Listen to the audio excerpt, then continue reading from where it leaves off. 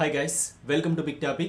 மறுபடியும் பார்த்தீங்கன்னா திவ்யா சத்யராஜோட மகள் பார்த்தீங்கன்னா தளபதி விஜய் அவர்களை அரசியலுக்கே வரக்கு தகுதி இல்லாத நபர் விஜய் அப்படின்னு சொல்லியிருக்காரு. இதையெல்லாம் விட சூர்யா அவர்களுக்கு அரசியலுக்கு வர தகுதி இருக்குது, ஆனால் விஜய் அவர்களுக்கு தகுதி கிடையாது அப்படின்ற மாதிரி ஒரு ஸ்பீச் ஒன்று கொடுத்துருக்காங்க. இதுதான் பார்த்தீங்கன்னா இன்டர்வியூ கொடுத்துருக்காங்க போல், இதுதான் வைரல் ஆகிட்டு இருக்கு. அதாவது இன்னும் சொல்ல போனால் விஜய் அவர்கள் பெண்களை மதிக்கிறதே இல்லை அப்படின்னு சொல்லிட்டு தனி மனித தாக்குதல் நடத்தியிருக்காங்க தளபதி விஜய் அவர்கள் மேலே. அது என்ன எப்படிங்கிறத பார்த்துட்டு சில கேள்விகளை உங்களுக்கு வச்சு போகிறோம். ஸோ வீடியோவை ஸ்கிப் பண்ணாமல் எண்டு வரைக்கும் பாருங்கள். ஸோ முதல்ல இவங்க என்ன சொல்கிறாங்க அப்படின்னா, விஜய் அவர்கள் பெண்களை மதிக்கிறதே கிடையாது அப்படின்ற ஒரு குற்றச்சாட்டை முன்வைக்கிறாங்க. எதை வச்சு பெண்களை மதிக்க மாட்டாங்க அப்படின்றதுக்கு உண்டான ஆதாரத்தை இவங்க கொடுத்தாங்க அப்படின்னா அந்த விஷயத்தை நம்ம ஏற்றுக்கலாம். என்ன சொல்கிறாங்க அப்படின்னா, விஜய் அவர்கள் மட்டுமே தனிப்பட்ட முறையில் பேசியிருந்தாங்கன்னா ஓகே, ஆனால் விஜய் அவர்களை தரம் தாழ்ந்து பேசுறதுக்காக இந்த திமுக காரங்க எடுக்கிற நபர் யார்? அஜித் அவர்கள். இப்போ புதுசாக சூர்யா அவர்களும் எடுத்திருக்காங்க, அது அப்புறம் பார்ப்போம். இப்போ அஜித் அவர்கள் பார்த்தோன்னா பெண்களை மதிப்பாராமா. இப்போ நீங்களோ நானோ போனோம் அப்படின்னா அஜித் சார் வந்து எந்திரிச்சு நின்று மரியாதை கொடுப்பாரு. அப்போ தளபதி என்ன படுத்துட்டு மரியாதை கொடுப்பாரு அப்படின்னு நம்மளுக்கு கேட்க தோணுதில்லை. தளபதியை மீட் பண்ணிட்டு வந்த எத்தனையோ பெண்கள் பார்த்தோன்னா வெளியே வந்து தளபதி எப்படி நம்ம ட்ரீட் பண்ணுறாரு அப்படிங்கிறத பற்றி பார்த்துருக்கோம். ஏன் தளபதி கூட நடித்த பெண்களே பார்த்தோன்னா வந்து நீச்சல் உடையில யாராவது வந்தாங்க அப்படின்னா தளபதி அவங்கள பார்க்க மாட்டாரு அப்படின்ற லெவலுக்கு சொல்லியிருக்காங்க. வசீகர திரைப்படத்தில் நடித்தவங்களாம் சொல்லியிருக்காங்க. அதெல்லாம் நம்ம பார்த்துருக்கோம். தளபதி பெண்களுக்கு மரியாதை கொடுக்கக்கூடிய ஒரு நபர் அப்படிங்கிறது எல்லாருக்குமே தெரியும், அவங்களை மீட் பண்ணிட்டு வந்த எல்லாருக்குமே தெரியும். இவங்க எந்த அடிப்படையில் பார்த்தோன்னா தளபதியை வந்து பெண்களை மதிக்க மாட்டேங்கிறாங்கன்னு சொல்கிறாங்க, இல்லை எந்த பெண் பார்த்தோன்னா அந்த குற்றச்சாட்டை முன் வச்சிருக்காங்க தளபதி கூட நடித்தவங்க இல்லை பார்த்தோன்னா போய் பார்த்துட்டு வந்தவங்க அப்படின்னா அதுக்கு பதில் சொல்ல மாட்டாங்க. இவங்களோட நோக்கம் பெண்களோட வாக்கு சிதைக்கிறதுக்காக தளபதி விஜய் அவர்களுக்கு பெண்கள் வாக்கு கிடைக்கக்கூடாது அப்படின்ற ஒரே ஒரு நோக்கம் தான், அதில் எந்த மாற்றம் இல்லை.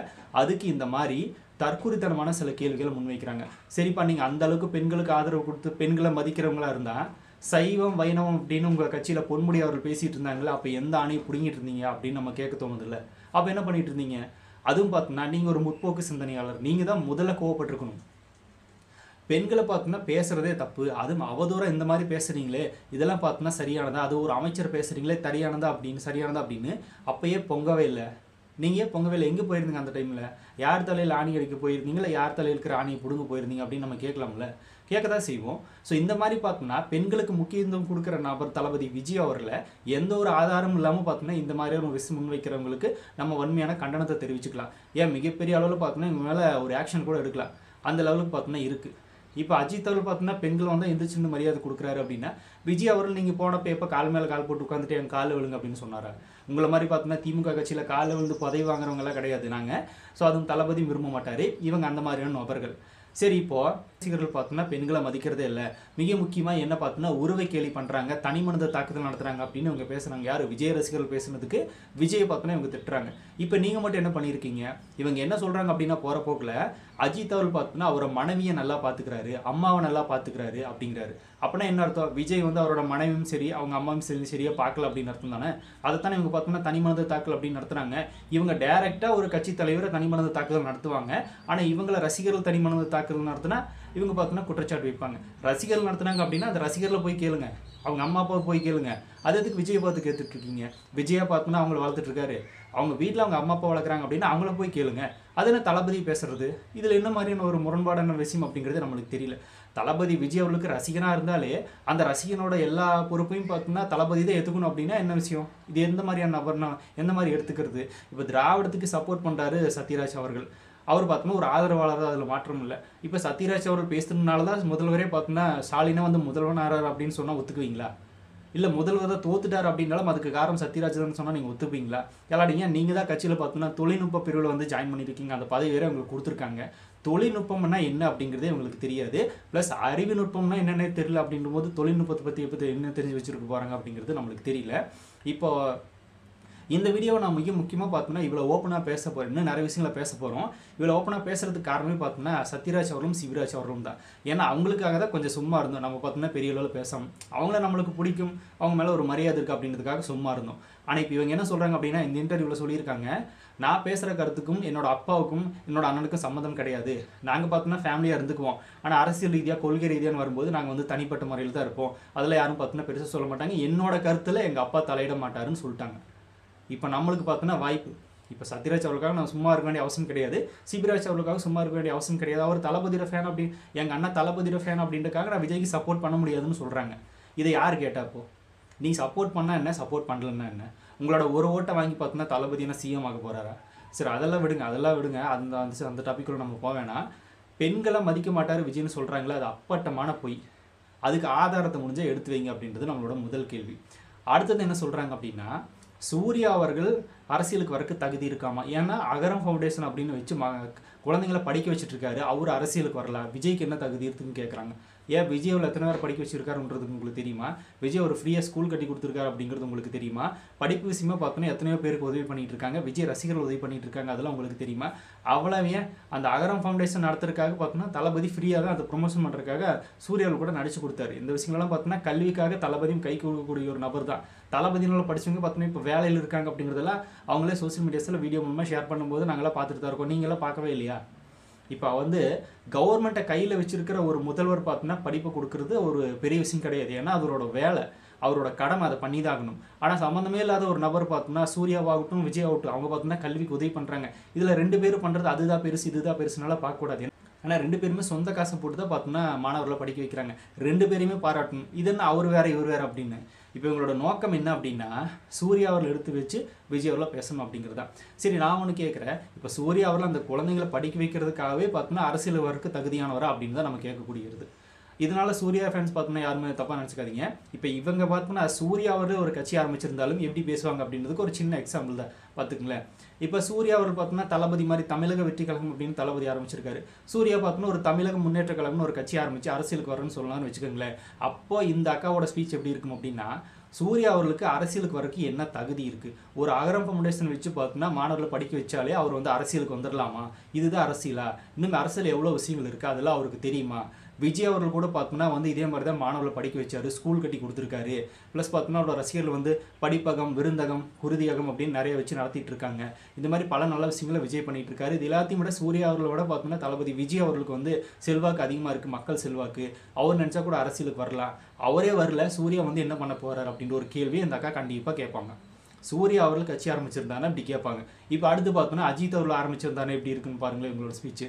என்ன நம்மளோட வீடியோ வந்து கலக்க போவது யார் மாதிரி போயிட்டுருக்கு, நான் மற்ற மாதிரி பண்ணி காட்டுற மாதிரி இருக்குது. சரி, ஓகே, பண்ணி தானே ஆகணும். இப்போ அஜித் அவர்கள் பார்த்தோம்னா கட்சி ஆரம்பிச்சிருக்காருன்னு வச்சுக்கோங்களேன். அப்போ என்ன சொல்லுவாங்க அப்படின்னா, தன்னோட ரசிகர்களை பார்த்தோன்னா வெளியே வந்து மீட் பண்ணாத அஜித் அவர்கள் பார்த்தோன்னா மக்களை மீட் பண்ணி எப்படி பிரச்சாரம் பண்ணுவார், எப்படி வாக்கு வாங்குவார், இவர் மக்களையே சந்திக்க மாட்டாராமா, மக்களை விட்டு இவங்களுக்கு வாக்கு செலுத்தணுமாமா, எப்படி அஜித் அவர்கள் கட்சி ஆரம்பிச்சிருக்காரு, ரசிகர் மன்றத்தையே நடத்த முடியாமல் கழிச்சிட்டு போனவர் அஜித் அவர்கள். அப்படி இருக்கும்போது எப்படி ஒரு அரசியல் கட்சி ஆரம்பித்து பார்த்தோன்னா அதை நடத்துவார், எப்படி ஜெயிப்பார், ரசிகர் மன்றத்தை கழிச்ச மாதிரியே அரசியல் கட்சி கழிச்சிட்டு போகிறதுக்கு அஜித் சாருக்கு எவ்வளோ நேரம் ஆகும், இவரெல்லாம் அரசியலுக்கு வந்து என்ன பண்ண போகிறாரு. அதையெல்லாம் விட அஜித் ரசிகர்கள் பார்த்தோன்னா ரொம்பவுமே அன்பாக அஜித் அவர்கள் வந்து தலை அப்படின்னு கூப்பிட்டு இருந்தாங்க. அது ஒரு அன்பின் மிகுதியாக கூப்பிடுறது. அதை கூட கூப்பிட வேணாம் அப்படின்னு அஜித் ரசிகர்கள் பார்த்தோன்னா அஜித் ரசிகர்களுக்கு அஜித் அவர்கள் வந்து கட்டளை போட்டார். இந்த மாதிரி பார்த்தோன்னா ரசிகர்கள் எதெல்லாம் பார்த்தோன்னா அவர் நினச்சி பட்டுக்கிறாங்களோ அதெல்லாம் தடுக்கிறாரு. இவர் எப்படி மக்களுக்கு நல்லது பண்ணுவார். விஜய் அவர்கள் கூட எல்லா இடங்களையும் பார்த்தோன்னா ஃபேன்ஸை நல்லபடியாக மீட் பண்ணுறாரு, கை கொடுக்குறாரு. ப்ளஸ் பார்த்தோன்னா ஒரு கூட்டத்துக்கு போனார் அப்படின்னா எல்லாத்தையுமே ரெஸ்பெக்ட் பண்ணுறாரு. ஒரு முக்கியமான டெத் யாராவது நடந்துட்டா கூட அதை போய் நேரில் போய் அஞ்சலி செலுத்திட்டு வர்றாரு. முக்கியமான நிகழ்ச்சிகளை பங்கேற்றுக்கிறாரு, ரசிகர்களை மதிக்கிறாரு. அவர் கூட அரசியலுக்கு வரலாம், அது எப்படி அஜித் அவர்கள் வரலாம் அப்படின்னு மாதிரி இந்த மாதிரி ஒரு கேள்வி இந்த அக்கா கேட்பாங்க. இதுதான் அவங்களோட அரசியல். எந்த நடிகன் பார்த்தோன்னா கட்சி ஆரம்பித்து வந்தாலும் இன்னொரு நடிகனை பார்த்தோன்னா அவர் கூட கம்பேர் பண்ணி பேசுகிறதா இந்த திமுக நபர்களோட வேலை. இப்போ தொழில்நுட்ப பிரிவில் இந்த அக்கா வந்திருக்காங்க, இவங்களும் அதை தான் பண்ணுறாங்க. இது வரைக்கும் பார்த்தோன்னா திமுகவில் பல பேர் வந்து அஜித் அவர்கள் இழுக்காமல் விஜய் அவர்கள் பேசியிருக்கவே மாட்டாங்க. ஏன்னா அந்த ரசிகர்களோட வாக்கை வாங்குறதுக்காக. இப்போ சூர்யா அண்ணன் பார்த்தோன்னா அரசியலுக்கு வர தகுதியானவர் அப்படின்னு சொன்னால் சூர்யா ஃபேன்ஸ் உடனே பார்த்தோன்னா பயங்கர ஹாப்பி. நம்மளோட அண்ணனை பற்றி பேசிட்டாங்க, விஜய் பார்த்தோன்னா அதுக்கு தகுதி இல்லைன்னு சொல்லிட்டாங்க அப்படின்னா அவங்க பயங்கரமாக சந்தோஷப்பட்டுக்குவாங்க அப்படின்ற ஒரு மைண்ட் செட்டில் இவங்க பேசுகிறாங்க. இதை தயவு செஞ்சு சூர்யா ரசிகர்களோ இல்லை அஜித் ரசிகர்களோ தயவு செஞ்சு நம்பாதீங்க. இது இவங்களோட ஒரு முக்கியமான சூழ்ச்சி. இது மூலமாக தான் பார்த்தோன்னா இவங்க வந்து ரசிகர்களை கவர் பண்ணுறது. சினிமாக்குள்ளே இருக்கிறவர் தானே உதயநிதி, அவங்களுக்கெல்லாம் தெரியாதா? இந்த மாதிரி பார்த்தோன்னா பண்ணி தான் வந்து மக்களோட வாக்கை வாங்குறதுக்கும் ரசிகர்களோட வாக்கை வாங்குறதுக்கும் பார்த்தோன்னா இந்த வேலையை பண்ணிட்டு இருக்காங்க. தயவு செஞ்சு நம்பிடாதீங்க. இவங்க எந்த நடிகன் கட்சி ஆரம்பித்து வந்திருந்தாலும் இப்படி தான் பேசுவாங்க. இதுதான் உண்மையான ஒரு விஷயம். அடுத்தது என்ன சொல்கிறாங்க அப்படின்னா, உதயநிதி அவர்களுக்கு அரசியல் தெரியல, அவரோட பார்த்தோம்னா விஜய் அவர்களுக்கு தான் செல்வாக்கு அதிகம் அப்படின்னு சொல்கிறாங்க அப்படின்னு பற்றி பேசியிருக்காங்க. உதயநிதி அவர்களுக்கு அரசியல் தெரியல அப்படின்னு எப்படி சொல்கிறாங்க? அதெல்லாம் போய் அவர் பார்த்தோம்னா 2021 எம்எல்ஏ சீட்டில் நின்று பார்த்தோன்னா அவர் ஜெயிச்சு காட்டியிருக்காரு அப்படின்னு சொல்கிறாங்க. ஜெயிச்சு காட்டியிருக்காரு இல்லைம்மா, ஜெயிக்க வச்சுருக்காங்க. யார் அப்படின்னா ஸ்டாலின் அவர்களா? எதுவுமே கிடையாது. யார் ஜெயிக்க வச்சாங்க அப்படின்னா உதயசூரியன் அப்படிங்கிற அந்த சின்னம் தான் ஜெயிக்க வச்சுச்சே தவிர உதயநிதி அவர்கள் ஜெயிக்கலை. மக்கள் பார்த்தோன்னா அந்த ரெட்டலையை தூக்கி போட்டு நம்ம இந்த டைம் வந்து உதயசூரியனுக்கு வாக்கு செலுத்தலாம் அப்படின்ற அடிப்படையில் அந்த சின்னத்துக்கு வாக்கு செலுத்தினாங்க. உதயநிதி அவர்களோட மூஞ்சிக்கெல்லாம் வாக்கு செலுத்தலை. இந்த ஆட்சி நம்மளுக்கு வேணாம், இந்த ஆட்சி தான் வேணும் அப்படின்னு முடிவு பண்ணி மக்கள் செலுத்தின வாக்கு தான் இந்த உதயசூரியன் அப்படிங்கிற அந்த சின்னம். இதன் மூலமாக தான் பல எம்எல்ஏக்கள் வந்து ஜெயிச்சிருக்காங்க. இப்போ உதயநிதி அவர்கள் பார்த்தோம்னா அரசியல் தெரியல அப்படிங்கிறது உண்மையான ஒரு விஷயம் தான். அவருக்கு வாக்கு செலுத்திட்டாங்க மக்கள் அப்படின்றதுக்காகவே அவருக்கு அரசியல் தெரிஞ்சிச்சுன்னா என்ன அர்த்தம்? அப்போ டேரெக்டாக வேற துணை முதலமைச்சர் பதவி தூக்கி கொடுக்கல அப்படின்னு இவங்க சொல்கிறாங்க. அவர் எப்படி கொடுத்தாங்க? அவங்களோட ஆட்சி கூட இன்னும் முடியல, அதுக்குள்ளே துணை முதல்வர் ஆகிட்டார். இது வந்தோடனே தூக்கி கொடுத்த ஒரு போஸ்டிங் தான். ஏன் வேறு யாருமே துணை முதலமைச்சர் பதவிக்கு பார்த்தோம்னா அங்கே லாய்க்கு இல்லையா? உதயநிதி அவர் மட்டும்தான் இருக்காரா? இதெல்லாம் நீங்கள் கேட்க மாட்டீங்களா? உதயநிதி அவர்களை விட தளபதி விஜய் அவர்களுக்கு செல்வாக்கு அதிகம், அதில் எந்த மாற்றமும் இல்லை. அடுத்த எலெக்ஷனில் தளபதி எந்த தொகுதியில் நின்னாலும் பார்த்தோன்னா இது வரைக்கும் வாங்காத அளவுக்கு வாக்கு வாங்குவார், அதில் ஒரு மாற்றம் இல்லை. அந்த அளவுக்கு பார்த்தோன்னா விஜய் அவர்களுக்கு பவர் இருக்குது. இப்போ உதயநிதி அவர்கள் நின்று வாக்கு வாங்கி ஜெயிச்சார்ல, அதெல்லாம் பெரிய விஷயம் கிடையாது. அவங்களுக்கு பரம்பரையாக பார்த்தோன்னா அந்த ஃபார்முலாவில் ஒரு சின்னம் இருக்குது. ஆனால் விஜய் அவர்கள் இனிமேல் தான் ஓட்டு எலெக்ஷனில் நிற்க போகிறாரு, ஒரு புது சின்னத்தை வாங்குவாங்க. புது சின்னத்தை வாங்கி பார்த்தோன்னா ஒருத்தர் ஜெயிக்கிறதா அந்த இடத்துல பெரிய விஷயமே தவிர, அந்த பரம்பரையாக மக்கள் பழகி போன அந்த சின்னத்துக்கு வாக்கு செலுத்தி உதயநிதி தான் ஜெயிப்பாரா இல்லையா அப்படிங்கிறதே தெரியாமல் ஜெயிக்க வைக்கிறதெல்லாம் பார்த்தோம்னா உதயநிதி அவர்களுக்கு அரசியல் தெரியும் அப்படின்ற லிஸ்ட்டில் வராது. இது கூட பார்த்தோன்னா தெரியாமல் இவங்க என்னத்த தொழில்நுட்ப பிரிவில் இருக்காங்க அப்படிங்கிறது நம்மளுக்கு தெரியல. சரி, அதையெல்லாம் வேணுங்க. அப்புறம் இன்னொரு விஷயத்து வேறு எக்ஸாம்பிளாக சொல்கிறாங்க. ரஜினி அவர்கள் வந்து சினிமாவில் வர புதுமுகங்களை பார்த்து பயந்துட்டாருன்னா எப்படி இருக்கும்? அப்படி இருக்கு உதயநிதி வந்து விஜய் பார்த்து பயந்துட்டார் அப்படின்றது.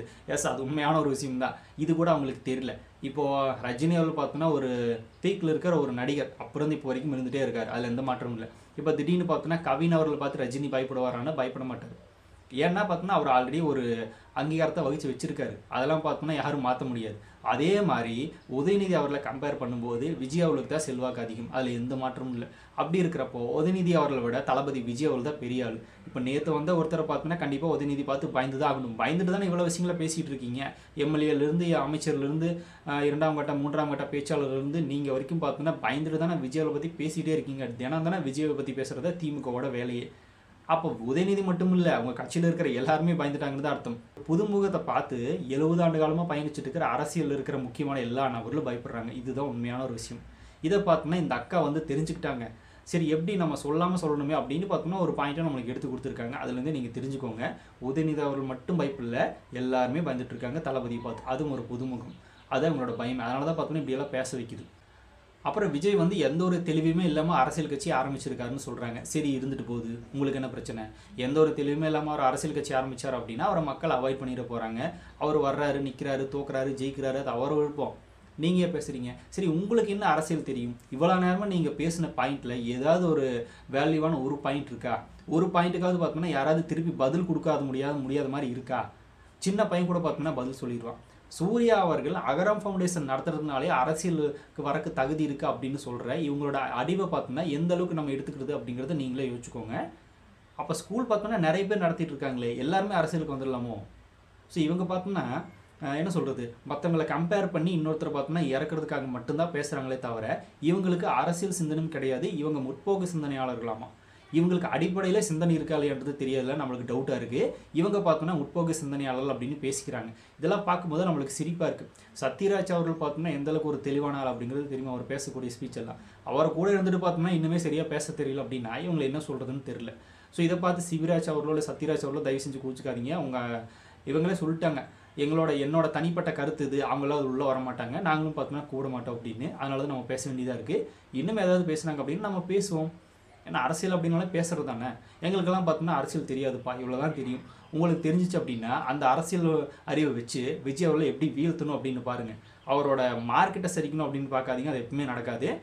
முடிஞ்சால் 2026 இதெல்லாம் சொல்லி பார்த்தோம்னா 1% அது வாக்கு அதிகமாக வாங்கி காட்டுங்க. நேற்று வேறு போல் மித்ரா அப்படின்ற ஒரு நிறுவனம் பார்த்தோன்னா அரசியலில் வந்து அடுத்த வருஷம் வந்து நம்ம தளபதி தான் ஜெயிக்க போகிறார் அப்படின்ற ஒரு அனௌன்ஸ்மெண்ட் கொடுத்துட்டாங்க. அதனால தான் இந்த பொங்குறாங்க இவங்க, அதில் எந்த மாற்றமும் இல்லை. ஸோ இந்த மாதிரியான சில அடிப்படையில் அறிவில்லாத நபர்களுக்கு நீங்கள் என்ன சொல்ல விரும்புவீங்க அப்படிங்கிறத கமெண்ட்டில் ஷேர் பண்ணிக்கோங்க. அப்படியே பிக் டாபிக்ஸ் அவங்க யாராவது சப்ஸ்கிரைப் பண்ண வந்து மறக்காமல் சப்ஸ்கிரைப் பண்ணிக்கோங்க. நிறைய big topics, political news, trending news, cinema updates அப்படி நிறைய நம்ம சேனல் திறந்து வரப்போகுது.